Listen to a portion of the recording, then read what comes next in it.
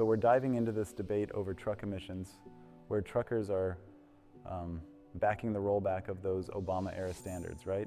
Yep, exactly. And what do they say is the big issue with those standards? Well, owner-operators are arguing that these regulations are pumping up costs. Like they're forcing them to keep older trucks running because modern ones break down too often. It's like the maintenance costs skyrocket. I see. And the EPA expects rolling back these rules to save, what, billions annually?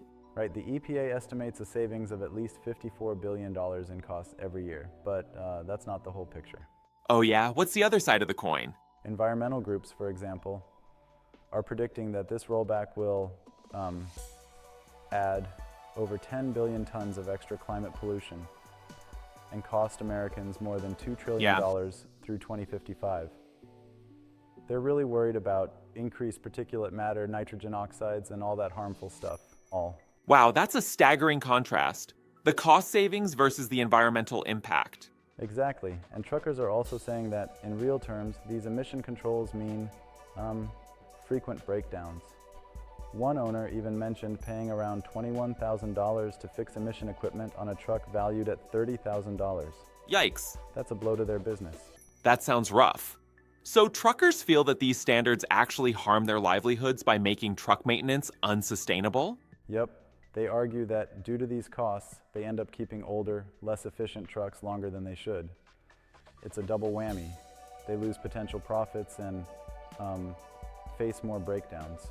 And meanwhile, the EPA is all in for the rollback because of those billions in savings, correct? Precisely. The EPA sees it as the largest deregulatory action in history for this sector, aiming for massive economic relief.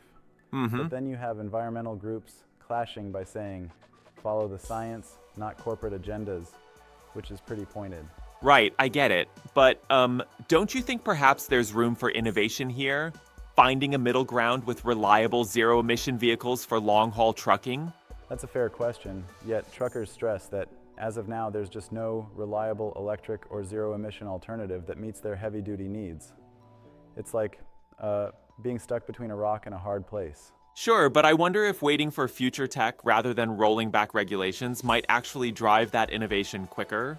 I hear you, but the truckers contend that waiting isn't an option when each repair costs thousands and shapes their day-to-day realities. Yeah, I see your Their point. argument is firmly about immediate survival costs versus long-term environmental health.